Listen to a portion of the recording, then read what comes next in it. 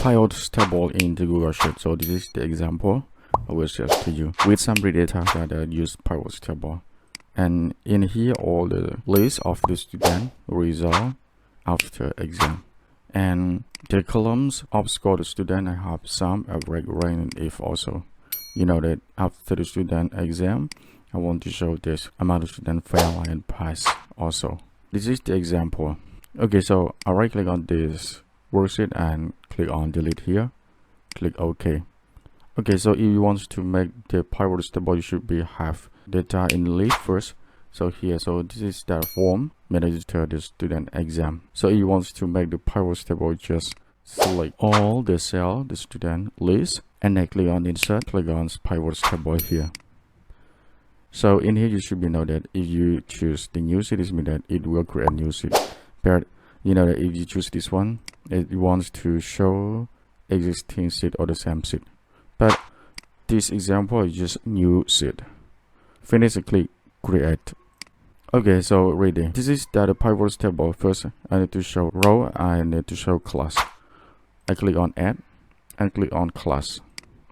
So this is class. I have 4 class: PWs, CMO, MMO, and PS. And about columns, column I want to show about the student pass and fail.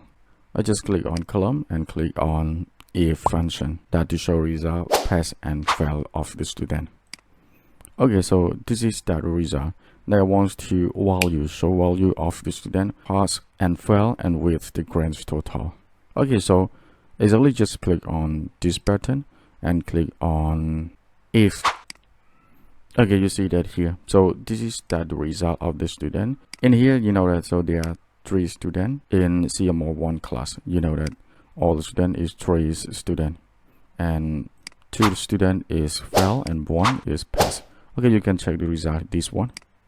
Okay, so MMO.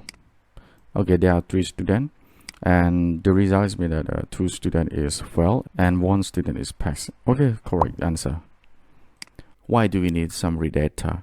So this is the question. The answer is that you want to show the short information to manager rather than if you want to know who was failed the exam. You just double click on this result. Okay, you see that. So this is the result. So the information of the student that failed and very faster. This is one reason that I use the pivot table.